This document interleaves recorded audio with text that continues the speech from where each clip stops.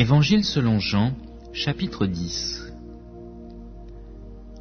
En vérité, je vous le dis, celui qui n'entre point par la porte dans la bergerie, mais qui y monte par un autre côté, celui-là est un voleur et un brigand. Mais celui qui entre par la porte est le berger des brebis. Le portier lui ouvre, et les brebis entendent sa voix. Il appelle par leur nom les brebis qui lui appartiennent, et les mène dehors. Lorsqu'il a fait sortir toutes celles qui lui appartiennent, il marche devant elles, et les brebis le suivent, parce qu'elles connaissent sa voix. Elles ne suivront point un étranger, mais elles fuiront loin de lui, parce qu'elles ne connaissent pas la voix des étrangers. Jésus leur dit cette parabole, mais ils ne comprirent pas ce qu'il leur disait. Jésus leur dit encore, « En vérité, je vous le dis, moi, je suis la porte des brebis.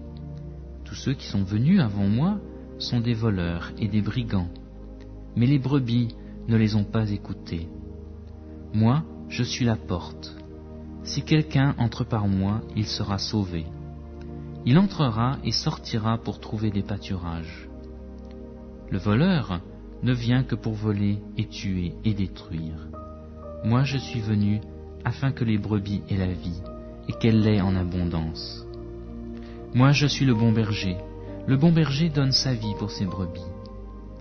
Mais le mercenaire qui n'est pas berger et à qui les brebis n'appartiennent pas, voit venir le loup, abandonne les brebis et s'enfuit. Et le loup s'en empare et les disperse. C'est qu'il est mercenaire et qu'il ne se met pas en peine pour les brebis. Moi, je suis le bon berger. Je connais mes brebis et mes brebis me connaissent. Comme le Père me connaît et comme je connais le Père et je donne ma vie pour mes brebis, j'ai encore d'autres brebis qui ne sont pas de cette bergerie. Celles-là, il faut aussi que je les amène. Elles entendront ma voix et il y aura un seul troupeau, un seul berger. Le Père m'aime parce que je donne ma vie afin de la reprendre. Personne ne me l'ôte, mais je la donne de moi-même. J'ai le pouvoir de la donner et j'ai le pouvoir de la reprendre. Tel est l'ordre que j'ai reçu de mon Père. Il y eut de nouveau, à cause des paroles, division parmi les Juifs. Plusieurs d'entre eux disaient, « Il a un démon, il est fou, pourquoi l'écoutez-vous » D'autres disaient, « Ces paroles ne sont pas celles d'un démoniaque. Un démon peut-il ouvrir les yeux des aveugles » On célébrait à Jérusalem la fête de la dédicace. C'était l'hiver. Jésus se promenait dans le temple sous le portique de Salomon. Les Juifs l'entourèrent et lui dirent, « Jusqu'à quand tiendras-tu notre âme en suspens? Si toi, tu es le Christ, dis-le-nous ouvertement. » Jésus leur répondit, « Je vous l'ai dit, et vous ne croyez pas. Les œuvres que je fais au nom de mon Père rendent témoignage de moi. Mais vous ne croyez pas parce que vous n'êtes pas de mes brebis. Mes brebis entendent ma voix. Moi, je les connais et elles me suivent. Je leur donne la vie éternelle, elles ne périront jamais, et personne ne les arrachera de ma main. Mon Père qui me les a donnés est plus grand que tous, et personne ne peut les arracher de la main du Père. Moi et le Père, nous sommes un. »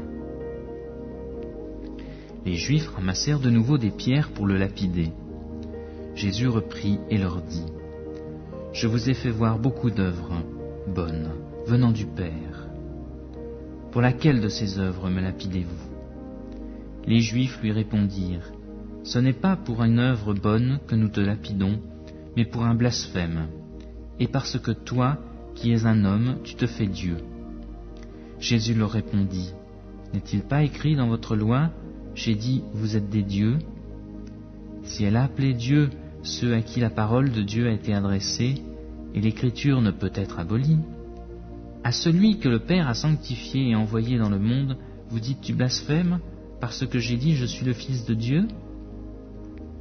Si je ne fais pas les œuvres de mon Père, ne me croyez pas. Mais si je les fais, quand même vous ne me croiriez pas, croyez à ses œuvres, afin de savoir et de reconnaître que le Père est en moi et moi dans le Père. » Ils cherchèrent encore à l'arrêter, mais il s'échappa de leurs mains. Jésus s'en alla de nouveau au-delà du Jourdain, à l'endroit où Jean avait d'abord baptisé, et il y demeura.